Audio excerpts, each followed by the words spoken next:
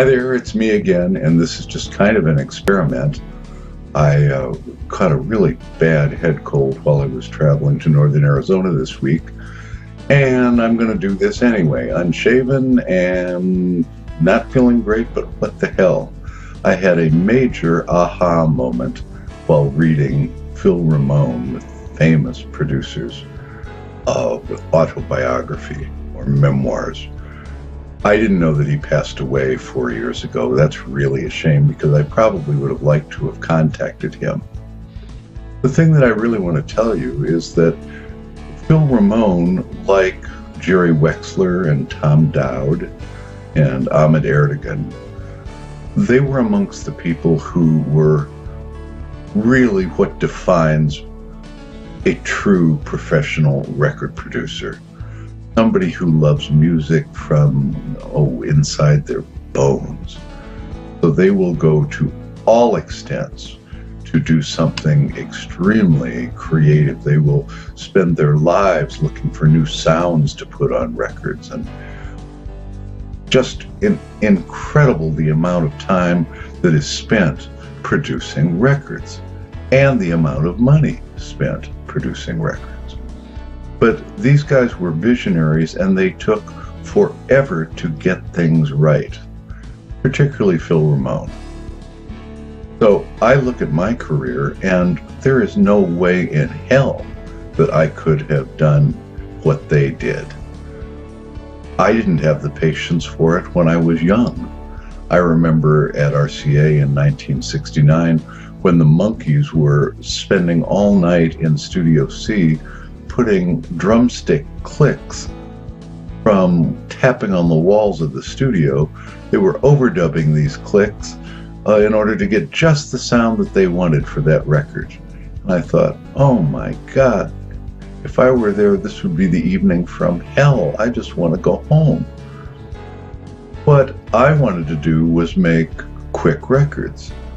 We were trained with union musicians to get 3 or 4 songs recorded with the rhythm track every 3 hours. So that's your basic rhythm track. Yes, you could overdub guitars and other things after the fact, and then background vocals / lead vocals, all of that. All the sweetening sessions, which were strings and brass and other things like that. That was the same formula. So with union musicians, you tried to get 3 or 4 orchestral overdub sessions, 3 tunes done per session. And then you're out of there. So when I see, for instance, that it cost A&M Records $500,000 for Phil Ramone's Karen Carpenter solo album, I'm thinking, oh my God. I'm speechless. I don't think I had any more than $40,000 as the biggest budget I ever had in 18 years of record production. So, for instance, Melissa Manchester came to me. I picked her up at the LA airport. We drove to Darnielle Pershing, my best friend's home, and she said, John, I'd like to spend a few months in the studio experimenting, and we'll just keep doing it. And when we get it right, we'll walk out a few months later with an album. And I said, Melissa, I'm the wrong guy for you. I don't want to spend that amount of time making an album. It's generally a month. And that's from looking for material, rehearsing material, deciding what you want to do, etc., a month. Now, what I look at is that Tom Bell, the famous Philadelphia producer, was very much like me. He knew going into each of his dates what was going to be played. He had them written down. So did we. We had charts written for everything. There were no surprises.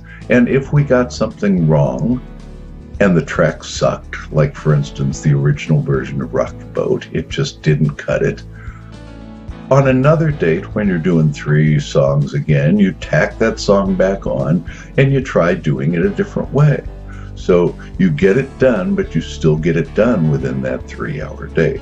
You don't just keep sitting around the studio and experimenting.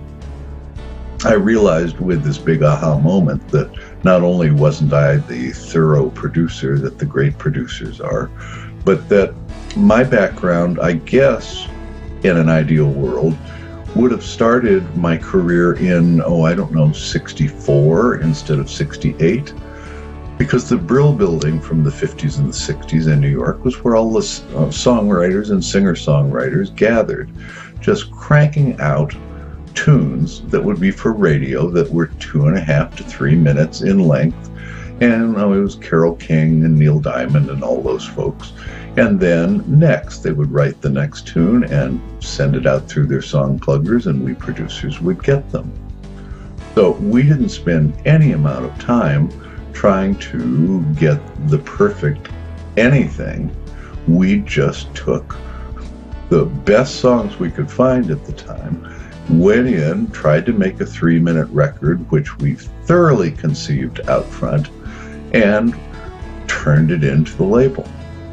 The fascinating thing that I found from Phil's autobiography was that not only was he the master concierge in terms of getting along with his artists and all the things he did to get along and assuage and kind of get the job done while still honoring the artist was just incredible. I did maybe 1/10 of those things with my artists. Yes, I was a concierge, but he was a master concierge. But the aha came from, who is the client? This is a big deal. I believe that Phil believes that the artist is the client, and that with the artist, you are making art, and you are making potentially a piece of musical history. I didn't see it that way. I viewed the record label that was paying for the project to be the client, and thus I had to get things done for a very small amount of money and keep it under budget, if possible, but usually yes, and make the label something that they felt they could market. So I was always running stuff past promotion people in order to see if they thought that we were doing something that could be promoted and be successful. Granted, payola had a whole bunch to do with stuff, and that's a whole other area that I don't want to get into. But my responsibility was to the label. As great as Phil Ramone was with all the classic Hall of Fame records that he produced, an example of how this did not work out with the client being the artist is that with Karen Carpenter, he brought in a $500,000 album. I think A&M gave him $100,000 of that, and Karen spent the rest out of pocket. But he and his artist, meaning he and his client, did not run what they were doing past the label until later on in the creative process. So that's why Herb Alpert and Jerry Moss didn't release the album, because once they were presented a finished album, they didn't think it could be marketed. They thought it was, quote, a miss, unquote. Now, we all make misses. For instance, my Season for Love album with Willie Hutch is a real miss, and I'm sorry that I did that. I hunch that Phil and Karen, knowing the way that Phil works, Phil and Karen collaborated where, as she said, they would go through tons of songs and put them on A and B lists. And then Phil gave Karen creative license to choose the new directions and the new things that she wanted to try for her solo project. She wanted to expand, so he gave her the room to do that. I couldn't have done that because I knew where her market was. As I've said in the previous video I made for you guys about the making of Karen Carpenter's solo LP, well, I guess you can just check that out and see how if you keep her basically the same, but add some creative aspects that make it a little different, the product would have taken a different turn, including keeping her in her signature lower range. What is so ironic is that I came across an album produced almost 20 years later by Phil Ramone in the 90s on Johnny Mathis, whom I had worked with and produced an album for in the 70s. But Phil produced this record in the 90s, and again, he had no restraints put on him. So he was able to take Johnny Mathis, or John as we call him, and really stretch him out. So he led John Mathis to a direction that was considerably hipper than anything John had ever done. Now, Johnny let him do that. Karen Carpenter wanted to do that and probably shouldn't have been allowed to do that. But the irony is that the concept that Phil Ramone used with Johnny Mathis was adding not just hipper rhythm tracks, but vocalists, background vocalists that were just as much a part of the production, with unisons and echoes and echoed lines, echoed lyrics, and harmonies where Johnny or John is mixed into the mix with them. And it's very hip and very current and just lovely. That same concept, I believe, would have worked for Karen Carpenter. Just leave her in her lower register. You could give her the exact same songs that Phil gave Johnny Mathis for their project and just have a spectacular Karen Carpenter solo album. If you let your heart remember, oh baby, you gotta let your heart remember me. I did this same concept with Carl Graves for A&M. I had on Baby Hang Up the Phone, Carl's hit record, I had the background singers singing at about the same level as Carl, maybe even a little louder than Carl, for the verses. And then as of the chorus, Carl steps forward and the background singers take a step back. Oh, I wonder how many times I've dialed this number. Baby, hang up the phone. Baby, hang up the phone. You don't wanna hear me cry.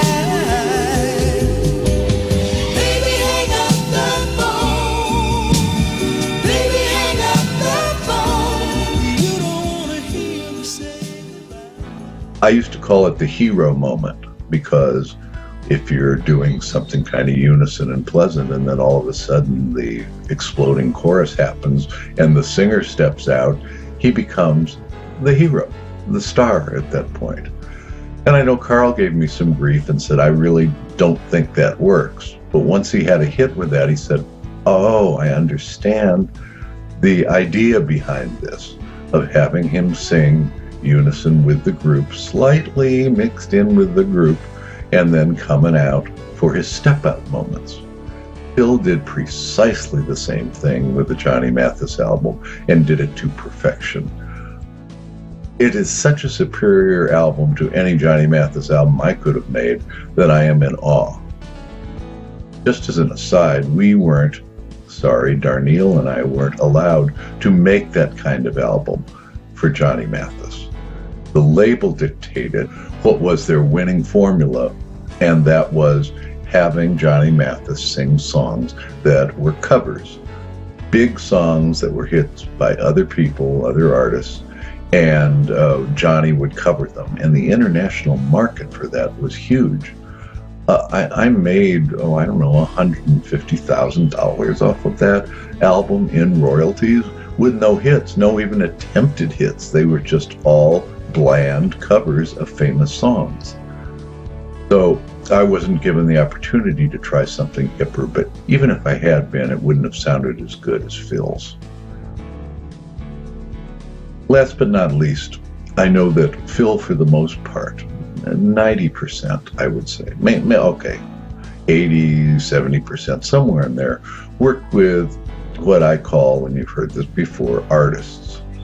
These are musicians who write their songs and sing their songs and the creative process around how all of that develops does take longer in the studio and does require experimentation for the level of the artists that he worked with, Billy Joel, Paul Simon, Bob Dylan, etc. So I understand this. Lenny Waronker did a lot of this at Warner's too, with the singer-songwriter genre. I worked with, I know my vocalists were artists because there was an art to their vocals, but I worked with vocalists, not artists where we had to develop as we went along in the studio. These vocalists thoroughly rehearsed what they were going to sing, because most of the time they didn't write them, but nonetheless they were prepared, and they came in the studio and they sang with art. So meaning they sang beautifully. But there wasn't a creative process that went on with the development of a song in the studio so that it became the eventual song it was going to become. Tom Bell and I knew exactly what things were going to sound like before we even entered the studio because we had it all written down. So I know for a fact that I couldn't have worked, like the Melissa Manchester story that I just told you, I couldn't have worked with artists. The studio, you must, I think, have it in your bones to want to be there day and night and just experiment and do great stuff. I never had that. I wanted to potentially go in first thing in the morning early, and sometimes that's 6 or 7 in the morning, and I wanted to get things done quickly and be home for dinner if possible. Some artists like to sing at night, so I went at night, but I don't think I worked past midnight more than a handful of times in my entire career. So sitting in a dark recording studio, spending endless hours trying to get the perfect sounds, the perfect overdubs, the perfect whatever, wasn't part of my mindset. In fact, that's incredibly boring to me, even if you're trying to invent something new. I wanted to make something catchy, under 3 minutes in length if possible, that would sell records and sound commercial, and definitely marketable for the label. One last aside is when I failed at that during the beginning of my career, I don't know, it was 71, so I'm 3 years in, 1971, I was 3 years in, and I made 2 sessions in a row on Linda Seals that the record promotion people at Bell Records said, we cannot promote this, go back in and do something better. And then we went in and cut Angel of the Morning, the remake of the classic hit, and it came out great. And so that was my lesson, that you can't go in and I couldn't go in and do a vision of something unique like Linda's 6/8 ballads with the first session, or big, huge Gene Pitney, Phil Spector Wall of Sound remakes for session number 2. I had to give the label something that they could market, because the label was the client, not Linda Seals. So I guess that's kind of it for now. I am in total awe of the Phil Ramones, Lenny Waronker's, Tom Dowd, Ahmet Ertegun's, Jerry Wexler, all those people who did really creative stuff. I would call them master producers, and I would call me a mass producer, an assembly line producer. I guess one of the reasons that I couldn't be a successful independent producer for years and years and years was that at heart, I was a staff producer. Everything that I've told you in terms of my mindset was built for staff production, which went on in the 50s and 60s and somewhat into the 70s. That's fine. But in essence, my mindset came from the end of an era that was ending, where I learned a certain style of assembly line production that I thought was marketable then as an independent producer, and pretty much wasn't. What people like Clive wanted from me was they wanted the hot new producer that had produced the #1 record in the nation with Rock the Boat. And he thought, John's really creatively on a high, and he's going to do something really fabulous. No. That's an independent producer's boss perspective of what they wanted. They wanted somebody hot and creative.